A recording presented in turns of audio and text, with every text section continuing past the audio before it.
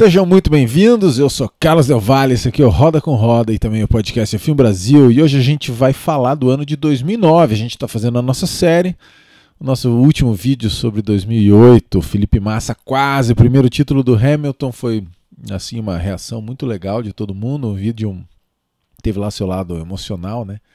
E agora a gente chega no ano da última vitória de um brasileiro num grande prêmio de Fórmula 1, 2009, né, que foi a vitória dessa foto aqui, do Rubens Barrichello no Grande Prêmio da Itália, em Monza, de 2009. E vamos falar desse ano, né, que foi um ano, assim, considerado um ano atípico, né, porque de repente as grandes potências desapareceram, uma das grandes potências surgiu, que foi a Red Bull, que até então era uma equipe média, que não participava aí de nada muito grande, no máximo conseguiu um pódiozinho, de repente a Red Bull foi lá e ganhou várias corridas. E claro, é o ano da Brown, né? Foi um ano de uma mudança do regulamento muito grande, então é muito legal a gente poder falar disso daí.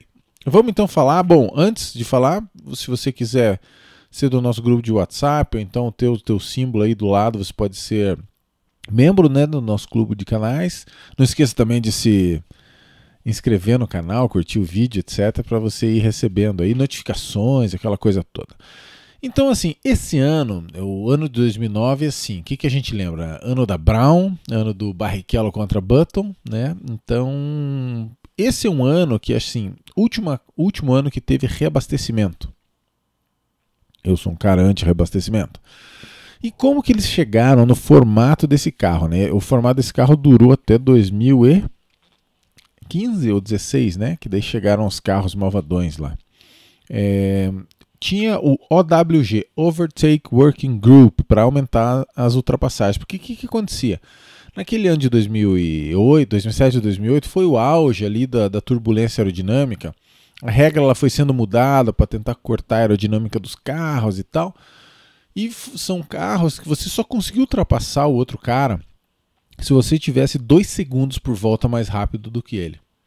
Senão não tinha jeito. Você pode pegar ali 2007 em Silverstone, né, que o Felipe Massa tentou remar no pelotão. Chegou uma hora que ele chegou a 2 segundos do Kubica lá em Silverstone e não chega mais perto, né? Isso é só um exemplo, né?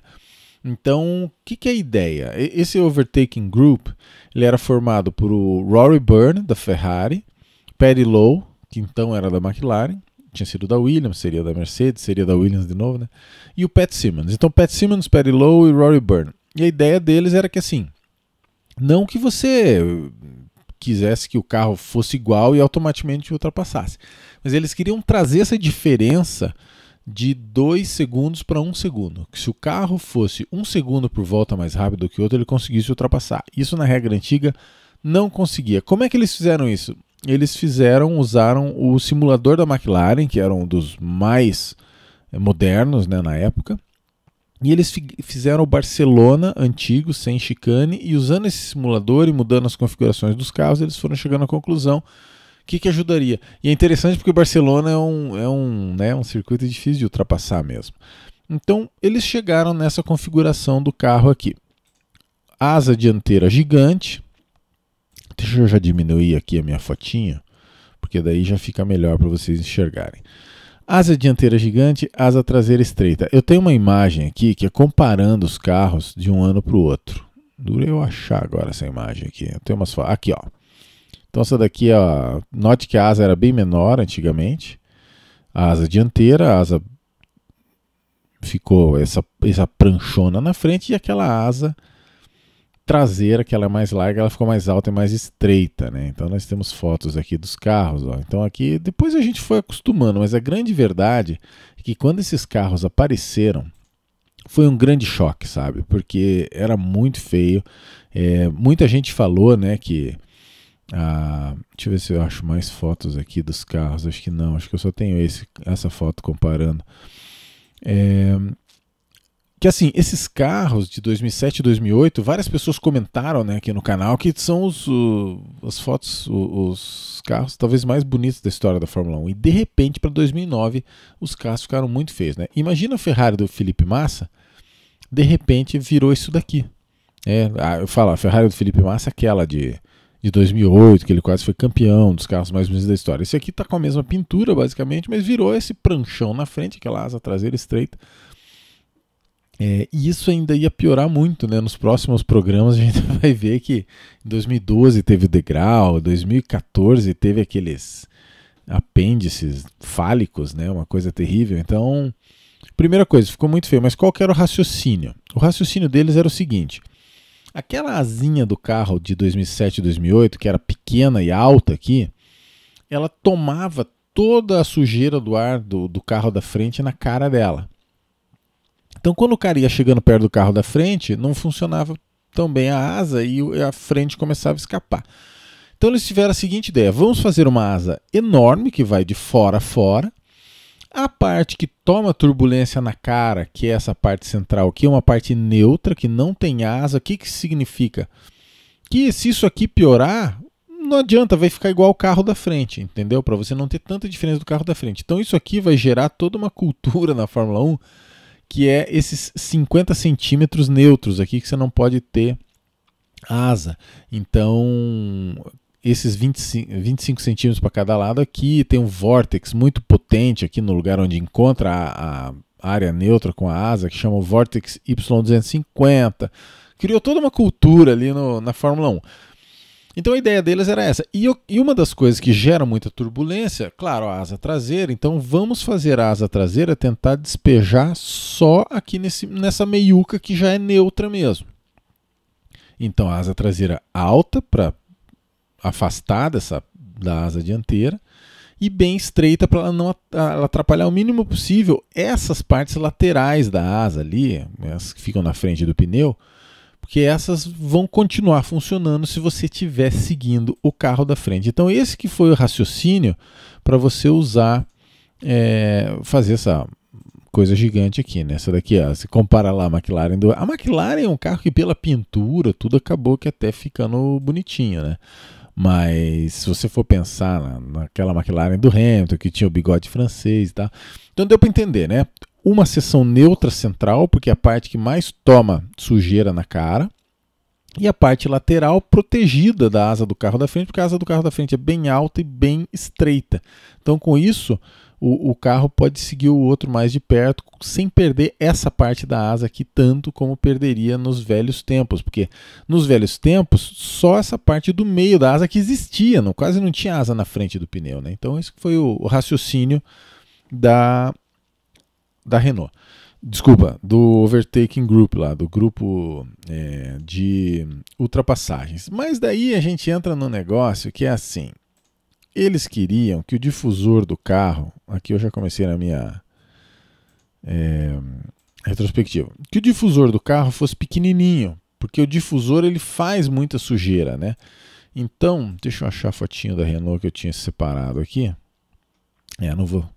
Mas que coisa, eu tinha separado uma foto da Renault. Perdi a foto da Renault. Talvez seja essa aqui.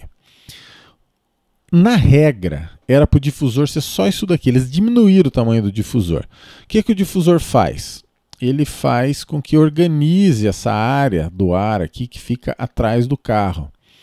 Você lembra que o ar, quando ele é turbulento, ele é ar de alta pressão. Sempre você quer o ar de baixa pressão. O ar que está passando embaixo do carro, quanto mais rápido ele passar aqui embaixo, mais ele suga o carro contra o chão. Então, se tiver uma zona de alta pressão aqui atrás, ar turbulento, um ar de baixa energia, ele atrapalha o fluxo de ar embaixo do carro. Então, o que você faz? O difusor é essa peçolha aqui, ó, que serve para organizar esse ar. Então, tanto que um dos sinônimos de difusor é extrator de ar. Então, o que acontece? Em vez de ficar uma bola aqui, ó, essa bolinha vermelha aqui atrás de ar todo desorganizado, dificultando a saída do ar do assoalho, você coloca essa peçolha aqui, ó, essa geringonça atrás que organiza o ar para ele sair de maneira mais organizada, sem perder energia, sem causar tanta turbulência. Então esse que é o difusor. E eles falaram, não, o que dá muita turbulência na cara dos pilotos, olha aqui, ó, vamos fazer aquela imagem do Kimi aqui. O que dá muita turbulência aqui na cara do cara é o difusor também, porque ele joga o ar para tudo quanto é lado, aquela coisa. Então vamos tentar diminuir o tamanho do difusor. Bom, o que eles fizeram? Só vai poder ser dessa altura aqui e dessa largura aqui. O que a Renault fez? Fez um difusor dessa altura. Então eu estou começando a falar de dos grandes assuntos, né, quando você fala de 2009, da Brown GP, etc., que é o duplo difusor, double diffuser. Então Ferrari foi lá, fez o difusor do tamanho que eles mandaram. Renault foi lá, fez difusor do tamanho que eles mandaram. Red Bull, todo mundo. Enquanto que o pessoal da nossa amiga Brown, teve um cara, aqui ó, aqui vocês estão vendo, tá? Comparado um difusor do jeito que a regra queria, que era o difusor da Ferrari, né? O difusor da maioria das equipes, e as 3 equipes que usaram o duplo difusor, que foi a Toyota, Williams e Brown. O que acontece? Eles fizeram um buraco lá na frente do carro e com isso podia sair ar aqui por cima. Então, efetivamente, eles aumentaram o volume do difusor, sabe? Porque o difusor você pode até contar ele em centímetros cúbicos. Ah, não, a FIA quer que o difusor seja desse comprimento, dessa altura, dessa largura. Então, ele tem o volume X centímetros cúbicos. E o pessoal do duplo difusor botou um buraco lá no meio do assoalho e o ar saía aqui por cima também, de maneira organizada. A Brown que se deu melhor, porque o carro de maneira geral era muito bom. Quem deu a ideia de fazer o duplo difusor foi um cara chamado Saneyuki Minegawa. Ele era da Honda ainda, né, antes da Brown. E eles falaram, olha, a regra fala que você só pode olhar o carro para ver se tem... assim, você tem que olhar o carro de baixo e não pode enxergar nenhuma peça lá dentro. O assoalho tem que ser impérvio. Mas eles falaram, mas se na transição de um plano para o outro tiver um buraco, eles foram lá, perguntaram para a FIA, ela falou, sei lá, se você está olhando de baixo, é o que diz na regra, tem que ser impérvio, não está enxergando nada, é impérvio, para nós é. Então eles foram lá e fizeram o duplo difusor. O duplo difusor é o seguinte, aqui tem vários duplos difusores, mas antes eu quero explicar. Aí, ó, eles fizeram um buraco aqui, que você olhava o carro de baixo, o assoalho era impérvio. Só que esse buraco aqui alimentava todo o andar de cima aqui. Então, em vez de ser só aquele difusorzinho pequeno que a FIA queria, que era esse aqui, eles faziam um buracão lá atrás e toda essa área aqui, dessa lâmpada, desse negócio, acabava virando difusor também. Então, olha bem para essa figura da Renault, difusorzinho tímido, conforme a regra queria lá, e olha o duplo difusor, ó. Todo esse buracão aqui, ele está sendo alimentado por um furo lá na frente. Ó. Depois até a própria Red Bull, a gente vai ver que em Silverstone o carro se tornou um míssil, o carro mais rápido da temporada. Era para ser só esse difusorzinho aqui, mas o Adrian Newey foi lá, se debruçou na prancheta, fez um buracão lá no meio do assoalho e com isso virou esse monstro desse difusor aqui, ó. Esse aqui é o da Williams, esse AirAsia.com aqui, ó. Você pode notar que em vez de ser só esse difusorzinho, eles tinham todo um buracão lá de trás. E o da Toyota. A Toyota chegou a ser tão fanfarrona que eles fizeram um triplo difusor, né, em algum momento. E esse aqui que é o mais famoso, que é o da Brown, né, que todo esse recortezão aqui, na verdade, ele vem um buraco lá da frente. Então o que acontece? Você aumentou o volume do difusor. A downforce traseira, a pressão aerodinâmica traseira ficou muito maior. Eu acho que uma das fotos que mais explica como funciona é essa daqui, que tem o buraco lá no assoalho. E onde que a McLaren, a Ferrari, a Renault bailaram? Eles fizeram o difusor conforme a regra fazia. E o resto da turma fez um buracão e saía todo esse ar aqui por cima, sendo que teoricamente estava impérvio, aquela coisa toda, né? Então tem os 3 modelos aqui. O que acontece? Tem um cara chamado Andrew Chauvelin, que ele é engenheiro do Hamilton até hoje, né, lá da Mercedes, e não esqueçam, né, que a Honda virou Brown, que virou Mercedes. Então a Honda, essa equipe que foi uma desgraça, muito daquele pessoal, James Vowles, né, esse cara que fala aí, o Walter It's James, é um cara do tempo da Honda. Andrew Chauvelin é um cara do tempo da Honda. E é uma coisa que eles falam assim, e eu achei muito interessante isso aqui. as equipes, algumas equipes, principalmente a BMW, por que a BMW foi uma comédia em 2009? Eles mesmos falaram depois. A nova regra é para diminuir a pressão aerodinâmica, porque já que a pressão aerodinâmica gera turbulência, vamos diminuir. E a BMW, eles faziam assim, então nós vamos ter um carro com X downforce, já que é muito menor. Então quando eles chegavam naquilo, eles falavam, puxa, vamos ter que aumentar, né? Porque o que nós vamos ficar fazendo aqui? Vamos aumentar a downforce. Então foi um erro que algumas equipes cometeram, que é assim, a pressão aerodinâmica vai ser menor, então vamos fazer um carro com a pressão aerodinâmica menor. O Ross Brown, desde o primeiro dia, lá em 2008 ainda, ele já pensava, nós vamos fazer um carro que na nova regra vai ter no mínimo a mesma pressão aerodinâmica. Então essa coisa da equipe não aceitar essa queda na pressão aerodinâmica que foi um dos grandes segredos, né? O Andrew Chauvelin, que na época era engenheiro do Jenson Button, mas depois ele é engenheiro da Mercedes até hoje. O nosso alvo era trazer e recuperar a downforce que a gente tinha em 2008, enquanto um monte de gente apenas aceitou que o carro teria simplesmente menos pressão aerodinâmica nas novas regulações. O Andrew Chauvelin continua.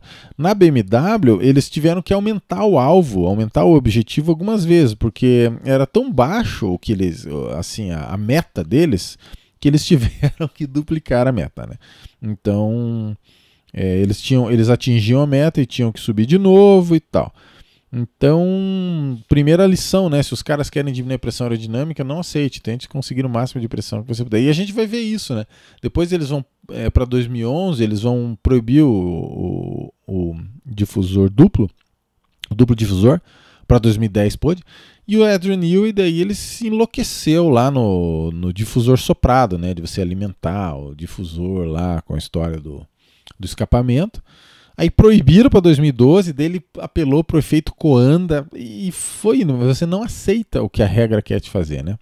Então, o que o Andrew Chauvelin termina falando, que eu acho muito interessante, né? Deixa eu botar uma foto da Brown, porque ele é da Brown, né? Então, aí, ó, aqui tem um carro que não aceitou e um carro que aceitou a nova regra.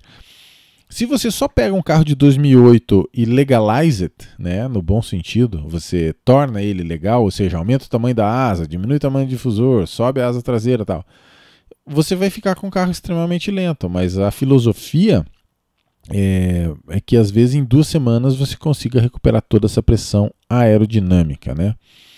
Então, lembrando que o duplo difusor ele durou mais ainda o ano de 2010, e que daí a gente vai ver que no ano de 2010 aquela Red Bull do Adrian Newey, que o Vettel foi campeão pela primeira vez, é um dos carros com a maior downforce da história, porque o Adrian Newey ele preparou todo o carro de 2010 para explorar esse conceito do duplo difusor. E daí o Adrian Newey, vocês sabem que ele não sabe brincar, né? Ele já começou o duplo difusor lá na metade do carro para trás, assim. O que mais que a gente tem? Então todo mundo tinha duplo difusor para 2010, menos as equipes nanicas, né? Então a gente vai falar isso no ano seguinte, mas vocês já ficam sabendo que as nanicas elas acabaram usando o difusor do tamanho normal mesmo, porque eles não tinham dinheiro para explorar isso. E vamos lá, último ano da pontuação 10, 8, 6, 5, 4, 3, 2, 1, aquilo que eu chamo aqui, né, que o tio Delvas chama de pontuação anti-Schumacher, lembra, né? No tempo lá dos anos 80 era 9, 6, 4, 3, 2, 1, só os 6 primeiros pontuavam.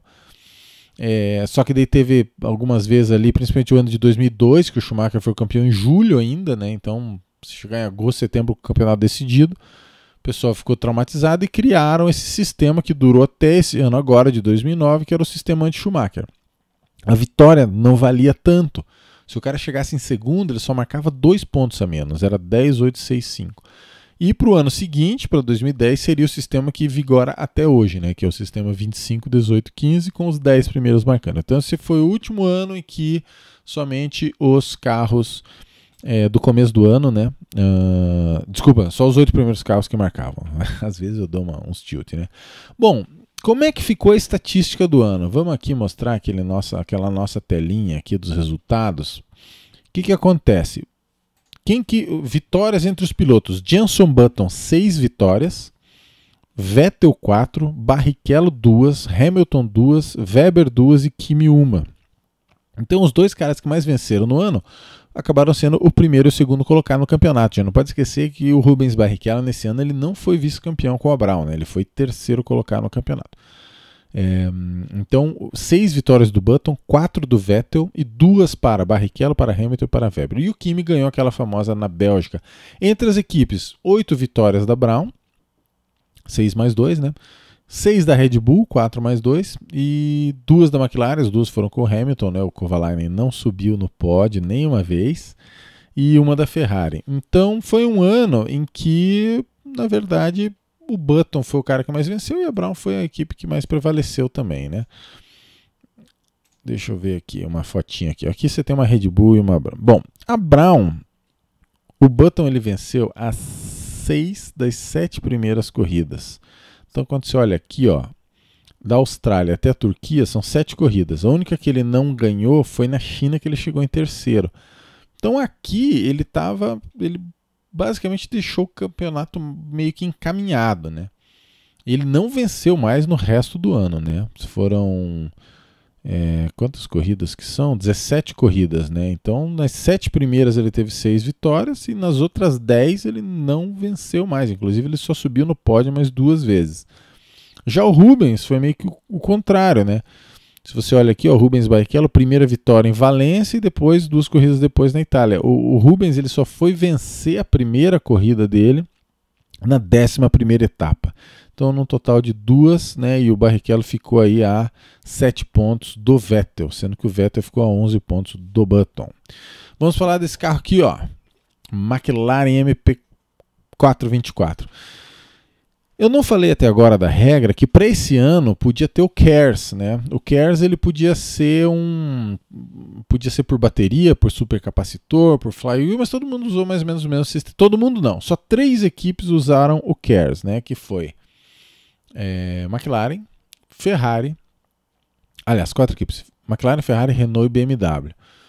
O que acontecia? O KERS, você ganhava alguma coisa de potência numa largada, numa saída de curva, etc. Só que era muito pesado, né? Atrapalhava onde que você ia colocar a bateria, podia atrapalhar na agilidade do carro, etc. Então, Brown e Red Bull, que foram as 2 primeiras equipes do campeonato, elas não usaram KERS.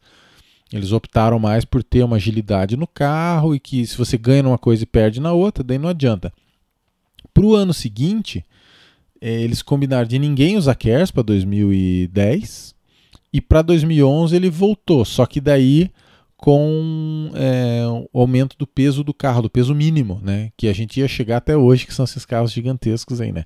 Então, o KERS, aí, o conceito do KERS, o que é? Você, em vez de, deixa eu pegar um carro de lado aqui, ó. Em vez de você frear o carro só transformando em calor no disco, você acopla aqui um gerador, né? Então, quando o piloto pisa no freio, eletronicamente ele já acopla o gerador, carrega a bateria. É chamada frenagem regenerativa. Isso já existe em carro de rua até um certo tempo, já existia na época que isso aqui foi colocado. E com isso você tem depois, em vez de você só transformar em calor, você transforma em energia elétrica na bateria e usa depois. Então é uma coisa até que inteligente, mas a bateria é o eterno problema dos carros elétricos, dos carros híbridos, né? Ela é pesada, complexa, etc, etc. Então, à medida que as baterias vão evoluindo, vai melhorando, né? Bom, McLaren começou muito mal no começo da temporada. O Martin Whitmarsh falou, cara, nós não fizemos um trabalho bom o suficiente. E nas primeiras 9 corridas, sabe quanto que Lewis Hamilton, campeão mundial, com o número 1 no carro, fez? 10 pontos. Então, nas 9 primeiras corridas, o Lewis Hamilton fez apenas 10 pontos. Só que, se você olha aqui no campeonato, vamos para aquela figurinha que eu gosto tanto. Deixa eu ver se não está tampando aqui a minha cara. Não. Você nota que o Hamilton, até a Alemanha, foi só desgraça, né? Ele teve um 7º, 6º e um 4º, tem um monte de corrida, tudo sem pontuar. Só que chega na Hungria e ele fala, cara, esse carro se tornou uma maravilha de dirigir. Então ele tem daí um primeiro, um segundo. Na Itália ele fez a pole, estava em terceiro, enfiou o carro no muro, não teve paciência. Depois ele faz a pole em Abu Dhabi também, mas falha o freio e venceu em Singapura. Então, nas últimas corridas, foram 2 vitórias e mais 3 pódios, isso em 7 corridas, né? Então, foi o final de ano a McLaren se achou, né? E que seria, né? A McLaren conseguiria participar, felizmente, da luta pelo título no ano seguinte. Kovalainen, 12º no campeonato, por isso que ele foi parar numa nanica, né, no ano seguinte, porque quando o carro é ruim, às vezes um cara que nem o Hamilton, que nem o Alonso, ainda faz uns milagres. Mas daí o cara que é um piloto um pouco mais normal fica exposto, né? Então o Lewis Hamilton fez 49 pontos, Kovalainen fez 22, menos da metade, e ficou em 12º no campeonato, né? Ficou atrás do Trulli, do Glock, do Rosberg, de Williams, então ficou feio para o Kovalainen. Acho que uma coisa que a gente podia falar da Mercedes, da McLaren ainda antes, é que teve a treta lá na Austrália, né? Porque foi uma das coisas que é considerada na história da Fórmula 1 que o Hamilton perdeu um pouco, começou a perder a confiança na McLaren. O Trulli, ele, durante um safety car no Grande Prêmio da Austrália, ele se perdeu na hora de chegar numa curva e passou pela grama. E não teve outro jeito, o Hamilton acabou ultrapassando ele. O que aconteceu? O Hamilton falou para a equipe, né? Cara, o Trulli saiu da pista, eu ultrapassei ele. O que eu faço? Tem que devolver? Aí os caras pegaram, pensaram lá um pouco, conversaram e falaram, não, você tem que devolver a posição para o Trulli, mesmo que ele tenha saído da pista durante o safety car, sei lá, tudo bem. Então o Hamilton devolveu para o Trulli. Só que daí, no final da corrida, o Trulli acabou sendo o 3º lugar, o Hamilton 4º, e o que aconteceu foi que o Dave Ryan, que era um dos dirigentes lá da Mercedes, da McLaren, porra, como eu estou falando Mercedes? É por causa do Hamilton, né?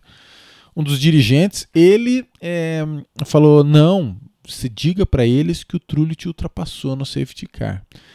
E o Hamilton foi lá e falou o que ele pediu para falar. Com isso, Trulli foi desclassificado e o Hamilton depois ficou com os pontos do pódio.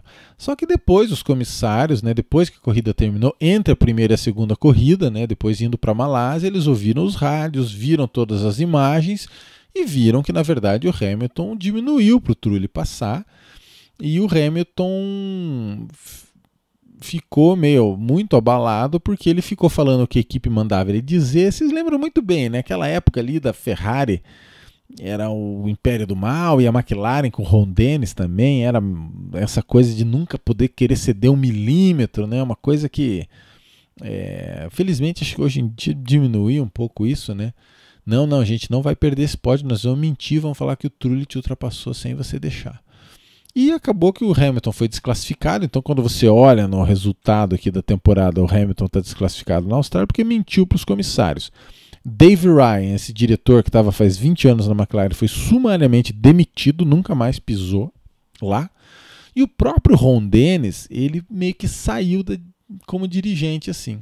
O Martin Whitmarsh acabou se tornando o team principal lá, né, o chefe de equipe da McLaren, o que acabou talvez, né, o Whitmarsh ele não tem uma característica assim de nascença, uma característica psicológica de ser um chefe desses que para um meio tão predatório como a Fórmula 1, né? Então foram perdidas ali talvez chances em que a McLaren poderia ter sido campeã em 2010 e 2012, porque eles participaram da luta pelo título. Há quem diga que, claro, né, culpa principal do Ron Dennis, para quem a gente sempre fala aqui do nosso livro do Adrian Newey, né, que o Ron Dennis ele quis meio que bloquear a dependência excessiva no Newey, então a McLaren tinha esse sistema matricial, né, e tal, de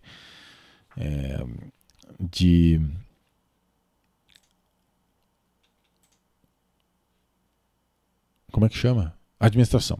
Quero falar da Red Bull. Red Bull RB5. Então, o modelo RB5 Renault. O que acontece? Esse carro, eu expliquei para vocês daquele Vortex Y250. Né? O melhor aqui é você fazer com a foto do Kimi. Então, você tem essa zona neutra da asa aqui, que é 50 centímetros. Então, 25 milímetros para cada lado. 25 centímetros para cada lado, 250 milímetros. Então, nessa junção da zona neutra da asa com os elementos da asa, formam um vórtice muito grande. E Vortex é muito melhor do que turbulência, porque o Vortex ainda é o vórtice, né? É um ar ainda energético. Então o Adrian Newey, o que ele fez? Ele reprojetou toda a suspensão para mandar esse Vortex lá para trás de maneira bem organizada. Então, se você olhar aqui, a Red Bull ela tem os braços da suspensão ainda mais agressivos do que as outras equipes, né? Se você compara aqui, ó, a Ferrari e a Red Bull. E a Red Bull ele fez também para facilitar essa saída aqui desse Vortex energizado lá para trás. Ele fez o chassi aqui, o habitáculo do piloto em forma de canoa, em forma de U, e não retangular, porque aquela velha história, né? Eles só davam a altura mínima e a largura mínima, mas se ele fosse arredondado embaixo, então essa aqui é uma das grandes jogadas do Adrian Newey. Eu vou mostrar essa fotinha para vocês. E com isso, por isso que a Red Bull ela tem essas estrias aqui onde se prendem os elementos da suspensão, né? Você pode anotar que nas outras equipes, ó, se você pegar aqui na Ferrari, ó, ela é plana aqui em cima, né? E a Red Bull ela tem aquelas estrias ali em cima onde prende a suspensão. Então, com isso, o Adrian Newey conseguiu já fazer o assoalho funcionar muito melhor. Só que tinha mais, né? Não foi só isso. Eu estou achando aqui a figurinha aqui no livro do Adrian Newey, né? O pessoal tira sarro, né? A Bíblia do Adrian Newey e tal. Como construir um Red Bull RB6. Eu já cheguei aqui no capítulo que eu queria, só preciso achar a figura agora, né? Acho que ele não desenhou a figura desse. Cadê?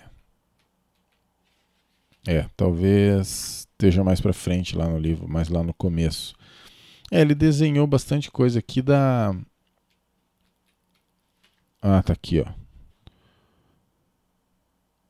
Esse aqui é da McLaren. Então não vou mostrar a figura, mas... E aqui, ó, a suspensão tem mais uma coisa. Isso aqui hoje em dia é padrão. Até o Adrian Newey ele tira sarro, né? Que ele fala que se existisse copyright na Fórmula 1, ele estaria mais rico do que ele já é. Por quê? Todo mundo usava push rod atrás, ou seja, você colocava o elemento amortecedor aqui em cima e quando você passa numa ondulação, empurra, né? Então é o push rod. Ele transformou tudo em pull rod, ou seja, todo o conjunto de suspensão ficava no chão e quando você passa numa ondulação, ele puxa o braço da suspensão. Então, amortecedor e molas embaixo, pull rod. Amortecedor e molas em cima, push rod. O que aconteceu? Com essa configuração pull rod, ele fez com que ficasse tudo escondido ali junto com o câmbio e ficasse uma traseira muito mais compacta. Então, o ar chegava aqui, principalmente nessa asa inferior, e no difusor muito mais energizado, fazendo funcionar. Esse aqui é o Vettel comemorando o Grande Prêmio do Japão. Então esses que são alguns dos segredos aí da Red Bull Renault RB5. Então, principais coisas. A nossa suspensão aqui que fica nessas estrias, porque é bem mais estreito aqui, meio arredondada essa canoa aqui onde o piloto fica. A suspensão dianteira... ele fez o duplo difusor e em Mônaco e na Turquia, nessas duas corridas aqui, ó, você vê que o Vettel abandonou em Mônaco, bateu, chegou em terceiro na Turquia e o Weber foi quinto em Mônaco e segundo na Turquia. A Red Bull já tinha duplo difusor, mas era uma coisa ainda meio rudimentar. Depois é que ele colocou para Silverstone um duplo difusor já todo casado aí, porque deu muito trabalho justamente porque como você tem que mexer no assoalho e ele resolveu botar a suspensão no assoalho, deu um pouco mais de trabalho do que nas outras, né? Mas a partir da 8ª etapa em Silverstone aqui passou a ser o melhor carro, ó. Então aqui, ó, vitória do Vettel, vitória do Weber, duas seguidas, né? Duas dobradinhas, né? Vettel Weber, Weber Vettel. Depois teve ainda vitórias aqui o Weber ganhou no Brasil e o Vettel ainda ganhou no Japão e em Abu Dhabi. As 3 últimas corridas foram vitórias da Red Bull, né? Então, e uma coisa que você nota é o seguinte. Aqui, ó, no Grande Prêmio da Alemanha em Nürburgring, aquela primeira vitória do Weber, da carreira dele, os dois eles ultrapassam o Rubens Barrichello no campeonato. O Rubens Barrichello cai para 4º lugar. Então, teve um momento que realmente a Red Bull começou a ficar muito forte, né? Então, uma coisa que atrapalhou no começo foi que o Weber estava com a perna esmigalhada no acidente, né? Ele fazia uma prova lá de você pedalar na Tasmânia lá, né, que é aquela ilha que fica do lado da Austrália, um monte de gente famosa ia, tudo. E ele estava descendo lá uma estrada lá e veio um carro no sentido contrário, que o carro acho que não viu ele desviou, acabou que mas ele acabou com a perna dele. Isso foi 11 semanas, pouco menos de 3 meses antes de começar a temporada. Então toda aquela pré-temporada na Espanha, etc., o Weber fez com dor intensa e com o passar do ano isso aí foi melhorando, né? E claro, agora que começa algumas coisas que são interessantes, né? O Weber, o conflito Weber-Vettel, né? Na revisão da temporada, vou falar rapidinho, corrida por corrida, eu tirei algumas coisas do livro do Mark Webber, né? Que eu li, eu tenho no Kindle, né? Esse livro aqui, ó, é um livro bem interessante para quem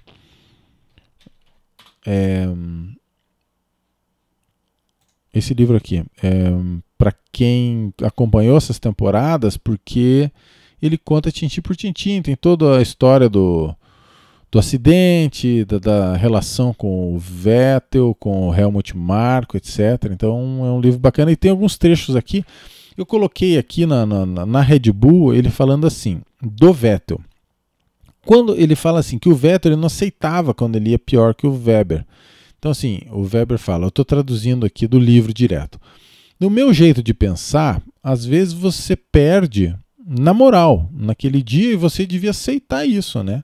Levar essa na lata e pronto. Mas a arrogância do Vettel significava que ele não podia entender como que tinha dado errado e ele ia começar a xingar o time ou, melhor ainda, querer que o time fizesse alguma coisa a respeito disso, fecha aspas. Então essa é a opinião do Weber já logo nesse começo, aí, já em 2009 com o Vettel.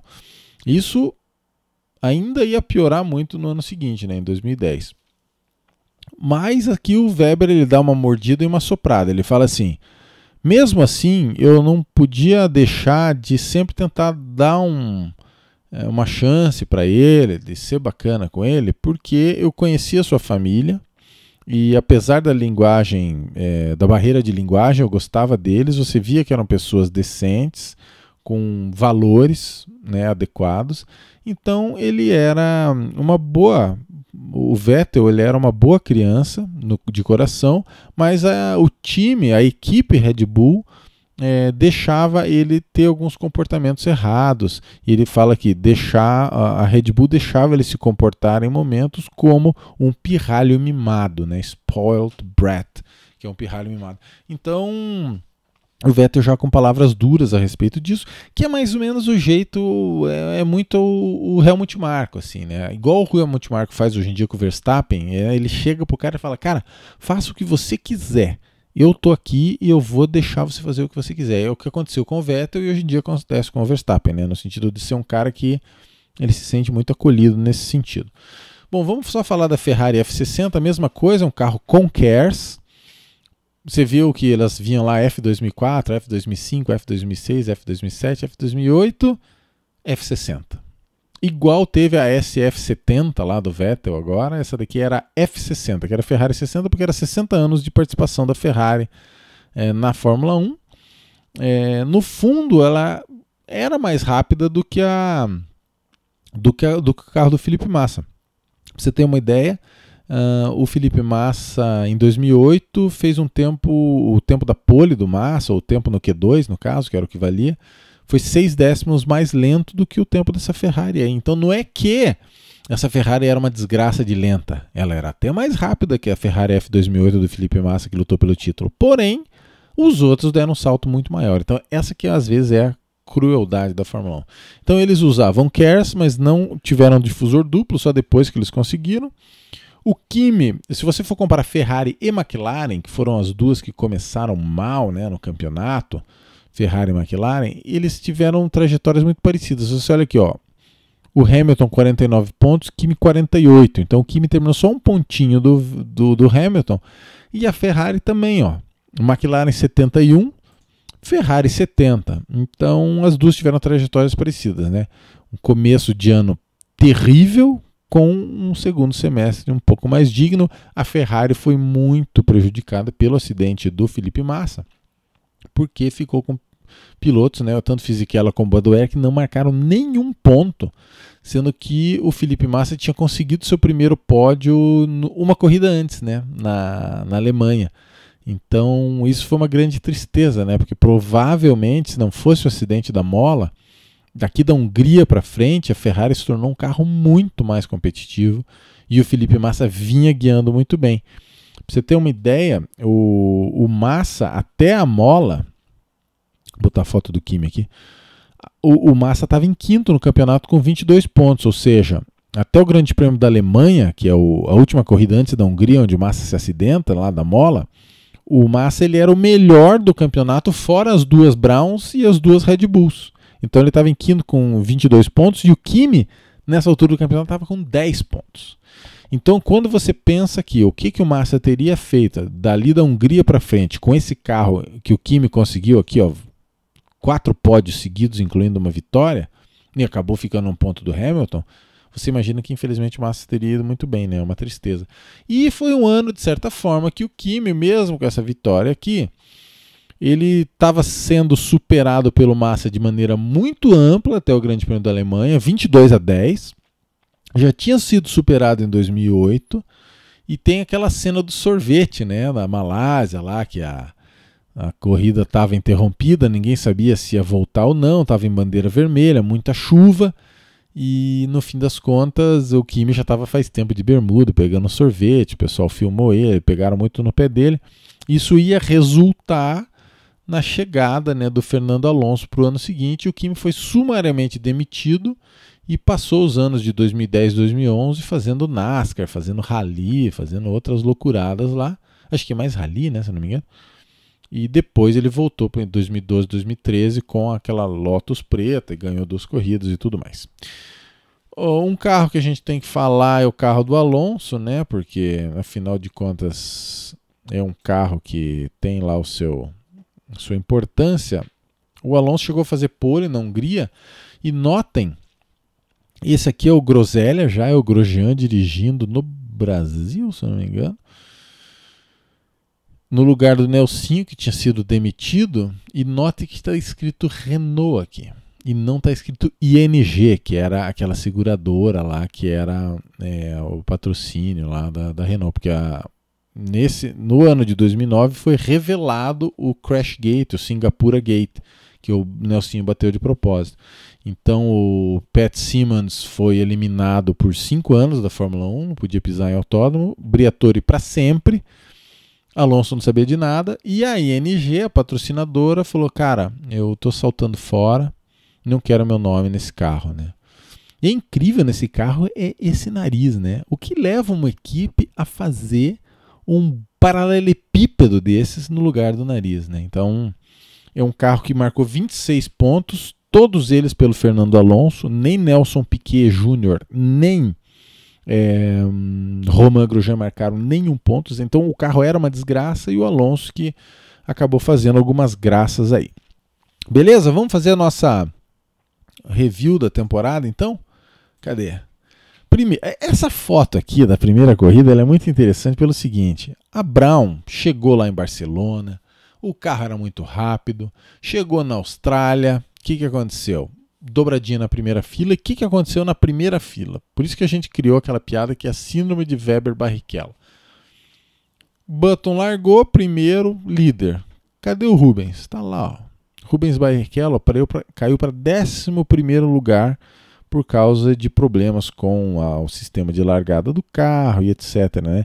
E note que no treino de sábado, Rubens Barrichello foi o mais rápido no Q1, mais rápido no Q2, que é o tempo mais rápido do final de semana, porque o Q3 eles fazem com o combustível da corrida.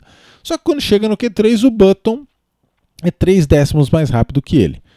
Button estava mais leve? Nunca saberemos, porque daí o Barrichello caiu lá para trás e se tinha alguma diferença de estratégia nos dois, né? Estão entendendo, né? Porque antigamente se você... Será que eu não estou tampando o Barrichello com a minha cara aqui? Não. Antigamente, se às vezes podia largar em segundo, mas está com mais combustível, né? É o que o Michael Schumacher fazia. Por isso que o Michael Schumacher tem 91 vitórias e 66 poles. Largava em segundo, com mais combustível, o cara tinha que parar dali a pouco e você continuava. O tanque mais vazio, abria uma vantagem, pulava na frente, ninguém nunca mais via você. Reabastecimento era isso daí. Então, o Barrichello caiu lá para trás e ele conseguiu remar até o 4º lugar. E teve a batalha entre Vettel e Kubica. Um está tampando o outro aqui, né, na frente do... Eles estão... O Kubica tenta ultrapassar o Vettel não deixa por menos, os dois batem, continuam com o carro avariado, só que os dois, 2 curvas depois, eles tentam andar rápido demais, porque está na última volta, o penúltimo, e acaba que os dois se espatifam e o Rubens Barrichello herda esse 2º lugar e vira uma dobradinha da Brown, né? Então começou assim, dobradinha no grid, dobradinha na corrida, porém Rubens largou muito mal e foi beneficiado por esse acidente aqui no final. Próxima corrida é aquela que valeu metade dos pontos, por isso que quando você olha aqui no campeonato, a Red Bull tem 153,5, né? E o Mark Webber tem 69,5, etc. Porque a corrida da Malásia ela foi interrompida antes de completar 75%, por causa da chuva que caiu, e com isso valeu metade dos pontos, né? Então essa é a corrida do sorvete. O Button foi mais rápido no Q2 e foi pole meio segundo mais rápido que o Rubens Barrichello. E aí começa uma coisa que aconteceu 2 vezes com o Barrichello e não aconteceu com nenhuma vez com o Button, que é Rubens teve falha de câmbio, teve que trocar o câmbio de sábado para domingo e perdeu 5 posições no grid e largou em 8º. O que acontece? Isso aconteceu depois de outra corrida, né? O Button ganhou, mas fez só 5 pontos, que é metade, e o Rubens chegou em 5º, seria 4 pontos, foi 2. Então nesse momento tá Button 15 pontos, Barrichello 10. Ainda tá dando para levar, né? Aí você vai para a China, que é um dilúvio completo. O Vettel fez a pole. Note que a Red Bull nas primeiras corridas tinha esse nariz que eu achava mais bonito até, que era esse nariz mais estreito, né? Tinha aquelas partes em V aqui, mas era um nariz mais estreito. Depois, quando você olha lá o Vettel no Japão, por exemplo, é esse narizão mais largão que foi mantido para os anos seguintes, né? Então o Vettel, dilúvio completo, Vettel ganhou, fez pole, e o Webber acabou não largando em segundo, mas chegou em segundo. Então, primeira vitória da história da Red Bull, dobradinha Vettel-Webber. Na corrida, o Barrichello estava em 4º e o Button em 5º, mas o Rubens errou numa freada e o Button ultrapassou ele, né? Então, no fim das contas, o Button acabou chegando em 3º e o Barrichello em 4º. Então, aumentou um pouco a vantagem, que estava em 5 pontos, foi para 21 a 15. Então, sai da terceira etapa na China, 6 pontos de vantagem para o Button. Ainda dá. Bahrein. Bahrein foi assim, dobradinha da Toyota na primeira fila, Trulli e Glock, só que eles estavam com pouco combustível. Então isso aconteceu algumas vezes no ano. Dobradinha da Toyota, nessa corrida aqui, acho que é essa aqui, em Monza o Hamilton foi pole. Só que as Brown, elas estavam pesadíssimas, e você treinava, tinha aquele rolo todo, né? Então elas ganharam tranquilo assim do Hamilton, né? Então o que aconteceu? Dobradinha da Toyota no grid, no Bahrein, Trulli e Glock, mas pararam logo. E o Button estava em 4º no grid e o Barrichello em 6º, diferença de 2 décimos. Então assim, o Button estava um pouquinho melhor. O Button conseguiu, logo nas primeiras, mesmo o Hamilton tendo KERS, que era muito difícil de ultrapassar o cara, o Button ainda conseguiu ultrapassar o Hamilton nesse começo de corrida. E com isso, quando as Toyotas pararam, Button na frente, líder, tranquilo. E o Rubens, como ele largou em 6º, ele acabou ficando um pouco mais preso no bolo e ficou preso atrás do Nelsinho Piquet, que tinha KERS, apertava o botão no começo da reta, sumia e o Rubens ficou meio preso. Então o Button venceu essa corrida e Rubens Barrichello chegou em 5º. Com isso, a vantagem já cresceu na 4ª corrida, né, por uma vantagem um pouco mais desconfortável, 12 pontos. Né? Depois do Bahrein aqui ficou Button 31, Barrichello 19, 12 pontos, ou seja, mais de uma vitória. O Barrichello já precisaria do Button abandonar ele e ganhar uma corrida. Então, já logo no começo o Button disparou mesmo em relação ao Barrichello. Aí vem essa corrida muito famosa, que é o Grande Prêmio da Espanha, que é aquela que eles estavam com 3 paradas, mas o Ross Brown resolve mudar o Button para 2 paradas e o Button, na estratégia, acaba vencendo o Barrichello. Porque o Button era pole, mas na largada, acredite se quiser, né, a gente tem a nossa piada da síndrome de Weber-Barrichello, o Rubens largou melhor e saltou na frente, estava liderando. Só que essa mudança de estratégia, o Barrichello não conseguiu abrir a vantagem necessária para ele conseguir fazer a estratégia de 3 paradas funcionar. Então foi uma das vezes que o Rubens falou, poxa, não quero saber desse blá blá blá, não quero conversar, ficou muito chateado mesmo. Ficou meio suspeito de favorecimento, confesso que eu fiquei meio suspeito, achei meio suspeito. E com isso, como naquela época era o sistema 10-8-6, o Button abre mais 2 pontinhos só, né? Um marca 10, outro marca 8. Então ficou 41-27 para o Button, 14 pontos. Então a gente vai ver que agora, até o final do campeonato, essa vantagem ela dá umas crescidas, volta 16, 14, 15, vai ficar meio por ali assim. Próxima corrida, Mônaco, que o Kimi, que fez o melhor tempo do Q2, que é o tempo mais rápido do final de semana. Rubens foi mais rápido do que o Button no Q2, mas no Q3 o Button foi lá e fez um tempo mais rápido que o dele do Q2. Então ele com combustível fez um tempo mais rápido do que o do Q2 de tanque vazio. Então o Button na pole, largou bem, venceu.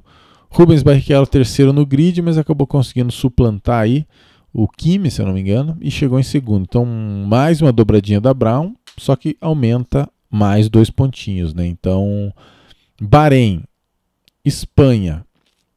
Bahrein foi para 12 pontos, Espanha para 14, Mônaco para 16.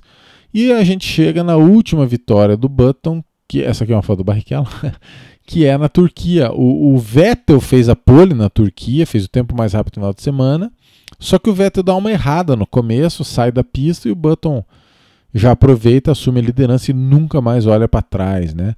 Na verdade, o Button, na época, tinha como saber quanto combustível estava, então ele já estava com tudo meio que a faca e o queijo na mão, mas o Vettel acabou dando uma errada na curva 9 e o Button já pegou a liderança logo na saída.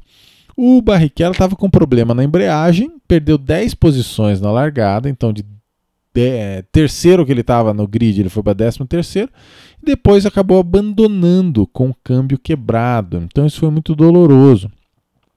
A gente pode dizer que Button não teve nenhuma falha mecânica no ano e Barrichello teve trocas de câmbio e teve esse abandono na Turquia aqui, ó, que foi por quebra de câmbio. Esse único abandono do Button aqui foi por colisão, que ele foi atingido pelo Groselha lá nos fundos de Spa, né? Então, tem esse lado desagradável, né? O Rubens Barrichello, ele teve, por mais que ele estivesse perdendo no campeonato independente disso, de certa forma, o que terminou de afundar ele foi 2 vezes que ele teve que trocar o câmbio e mais esse abandono na Turquia. Porque o que aconteceu? Button ganhou, a vantagem estava 16 pontos. Rubens não marcou ponto nenhum. Button foi para 10 pontos, 26 pontos de vantagem. Então, nesse momento, o Button ele abre uma vantagem realmente muito grande, porque é mais do que 2 vitórias, né? Naquela época a vitória 10 pontos, então o Rubens precisaria que o Button abandonasse 2 e ele ganhasse as 2 para ainda ficar 6 pontos atrás, que não é fácil de remar 6 pontos. Então a coisa depois da Turquia ficou muito complicada para Rubens Barrichello. E o que acontece depois da Turquia? Button nunca mais vence e o carro mais rápido passa a ser a Red Bull. Então assim, em Silverstone já foi dobradinha da Red Bull. Rubens acabou chegando em terceiro, mas 40 segundos atrás. A Red Bull nunca olharam para trás na corrida. E o Button em sexto. Então, pelo menos aqui o Rubens conseguiu tirar alguma coisa, mas com esse sistema de pontuação caiu para 23 pontos a vantagem, que era de 26 pontos, foi para 23. Próxima corrida, mais uma dobradinha da Red Bull. Primeira vitória da carreira do Weber. No livro dele, ele fala que o Massa vira para ele no pódio e fala: é bom ganhar, né? É ou não é? e ele gostava bastante assim do Felipe. Button chegou em quinto, Rubens em sexto, então a vantagem voltou para 24 pontos, só que, lembra que eu falei, né? Nessa altura, Rubens cai para quarto lugar no campeonato, com Vettel e Weber em segundo e terceiro, respectivamente. Essa aqui é aquela corrida que o Weber ele fez a pole, mas na largada, Barrichello larga um pouco melhor, acredite se quiser, e o Weber dá um toque, né, lateral nele e toma o drive-thru por causa disso.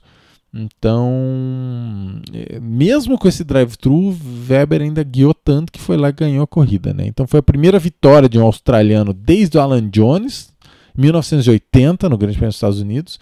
E no livro do Weber ele fala que o pai dele chegou lá junto com a equipe, e estava todo mundo com uma cara meio de busanfa, assim, sabe? Ass-face.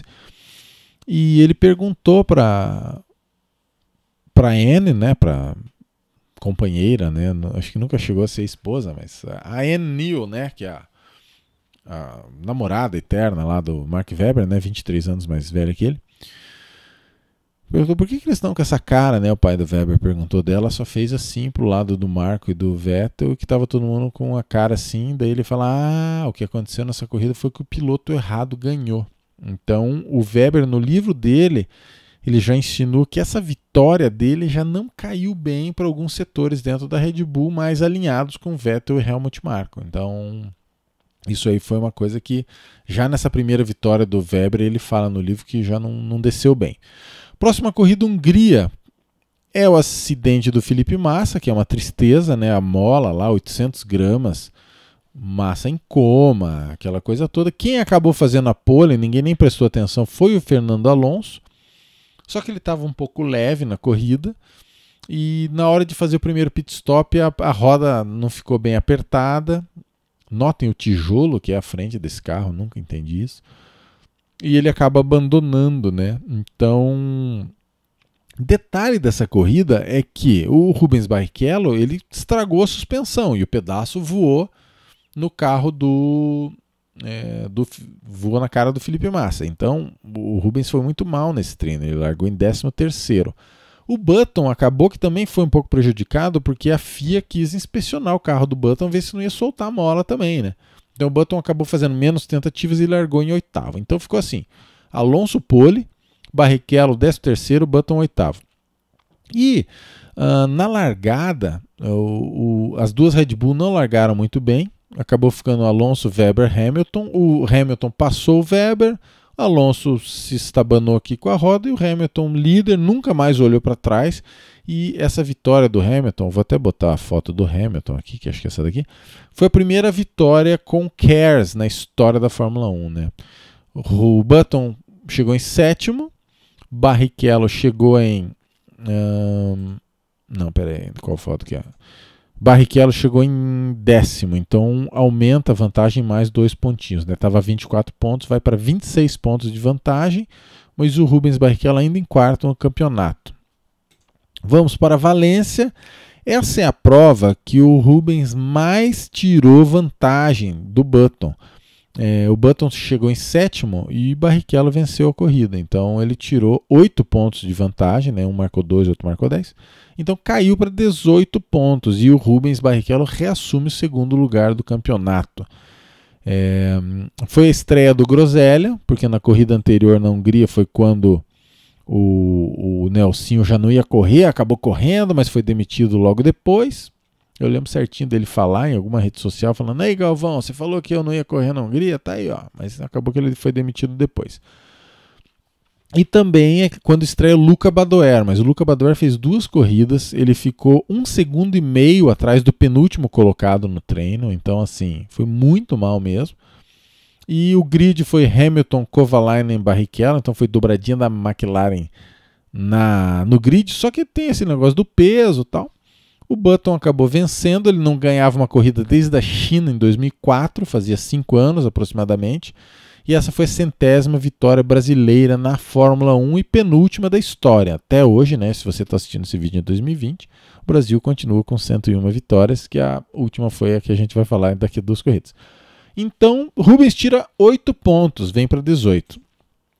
A corrida em Spa foi uma corrida bem diferente, porque a pole foi o Fisichella, o carro casou muito bem com a pista, né? Andava muito bem de reta, essa coisa toda. E o Button ele foi eliminado na primeira volta, o Grosjean acertou ele, e o Barrichello acabou chegando em sétimo, com o carro pegando fogo. Quase que ele não consegue terminar, aquela coisa toda. Mas a vantagem cai mais 2 pontinhos, né? Já que o sétimo lugar era 2 pontos.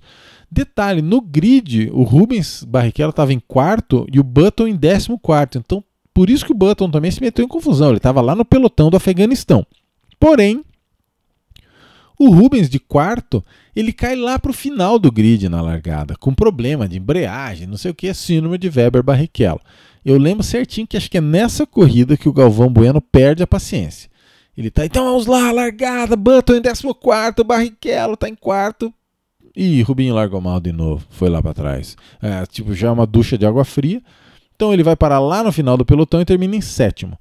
O Fisichella fez a pole e o Kimi largou em sexto lugar, mas o Kimi veio remando, logo depois dos últimos pitstops ele ultrapassou, usou o KERS, né, nos retões ali naquela saída da Source, etc. Era muito importante. O Fisichella chegou colado no Kimi, né? Ele chegou menos de 1 segundo atrás do Kimi na chegada. Então foi Kimi em primeiro, Fisichella 0,9 atrás. Badoer foi a última corrida da carreira, nunca mais pilotou. Dessa vez ele melhorou um pouco. Em vez de ficar 1,5 segundo do penúltimo lugar do grid, ele ficou a 6 décimos. E a vantagem caiu para 16 pontos, Button Barrichello. E a gente chega em Monza, que eu já falei, Hamilton pole, porém a estratégia das Browns era superior. O Hamilton ainda fica meio no final, acho que ele vai perdendo a paciência e quer ultrapassar o Button de qualquer maneira, enfia o carro forte no muro, nas curvas de lesmo. A corrida termina em safety car. Última vitória do Rubens Barrichello na carreira dele, última vitória do Brasil na história da Fórmula 1. A gente teve aí pole do Massa, né, com a Williams. O Massa chegou a liderar o campeonato em 2010 durante uma corrida ali no comecinho, mas vitória mesmo nunca mais teve. Então, Grande Prêmio da Itália. Aí a gente vai para Singapura, Hamilton pole, venceu com categoria. O Rubens ficou em quinto no treino e o Button em 12º. Porém, lembra que eu falei? É a outra corrida que o Barrichello perde 5 posições e acaba largando, em vez de quinto, larga em nono. Então, novamente, né, era para o Barrichello conseguir tirar mais alguma coisa, então acabou que ele largou lá no meio do bolo. E nessa confusão toda, o Button acabou se recuperando melhor e chegou em quinto, o Barrichello sexto. Então a vantagem aumenta para 15 pontos. Quem chegou em terceiro nessa corrida foi Fernando Alonso. Deixa eu botar uma foto daquela Renault lá. Cadê a foto da Renault? Quem chegou em terceira nessa corrida de Singapura foi Fernando Alonso, um ano depois da vitória roubada lá, do Nelsinho Piquet bater e tal.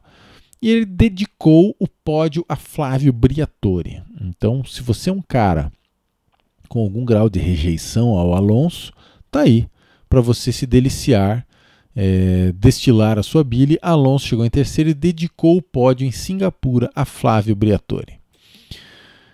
Grande Prêmio do Japão, pole do Vettel, vitória do Vettel, Barrichello chega em sétimo, Button em oitavo, tira um pontinho, de 15 pontos cai para 14. E é com 14 pontos de vantagem que a gente chega no Grande Prêmio do Brasil. O que acontece? Só faltava 2 corridas, a vitória vale 10 pontos, ou seja, se o Button tinha 6 vitórias, ninguém mais alcançava ele em vitórias.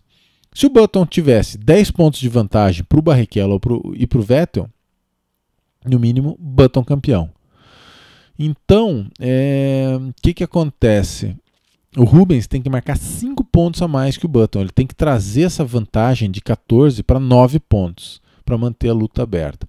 Então, no sistema de pontuação, o Rubens precisaria vencer e o Button chegar no máximo em 4º lugar.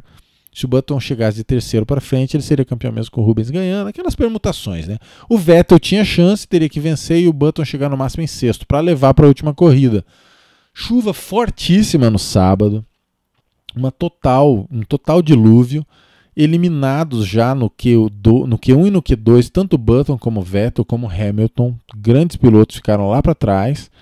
E Rubens Barrichello teve um dos pontos altos da sua carreira, que foi a pole que ele fez no sábado, no dilúvio, em casa, na frente da torcida. A torcida foi ao delírio, Rubens lutando pelo título, então foi uma pole position épica do Rubens Barrichello no sábado. Na corrida, ele largou na pole, mas tanto esse cara que estava atrás dele aqui, o Mark Webber, como o Robert Kubica, já tinham conseguido suplantá-lo nos pitstops, porque eles tinham mais ritmo de corrida do que a Brown para essa corrida. E quando o Rubens já estava em terceiro, vem o Hamilton para ultrapassar ele, para jogar o Barrichello para quarto e o Hamilton chegar em terceiro.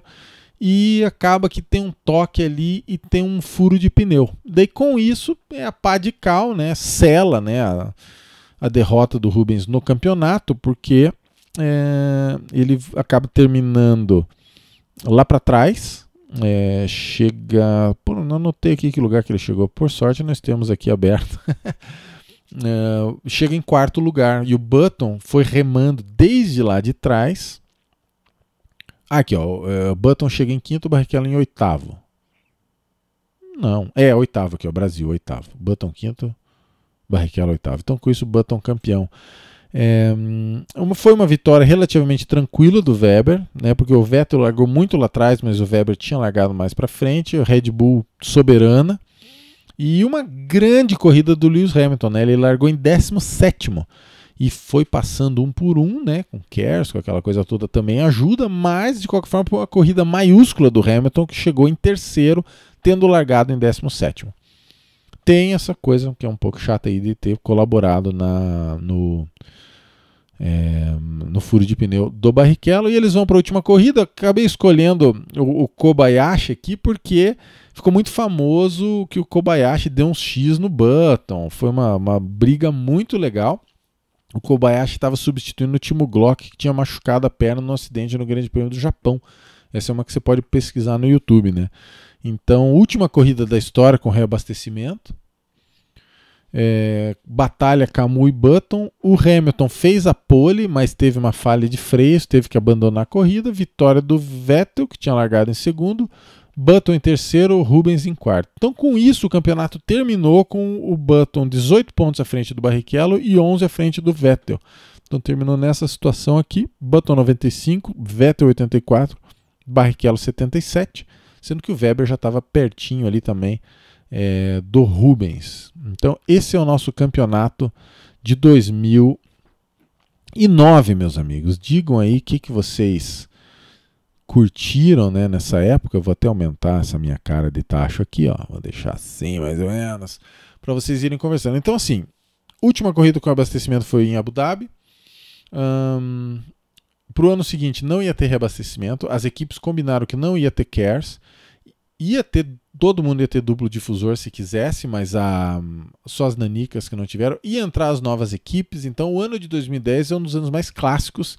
Então esse vai ser um roteiro que eu vou escrever com todo carinho, com todo cuidado para a gente falar aí nas próximas. Beleza, meus amigos? Então não esqueçam, quem chegou até aqui, se inscreve no canal, quem quiser seja membro oficial, curte o vídeo, comenta aí o que vocês acharam e a gente vai conversando, beleza? Então, um abração para todo mundo e até lá.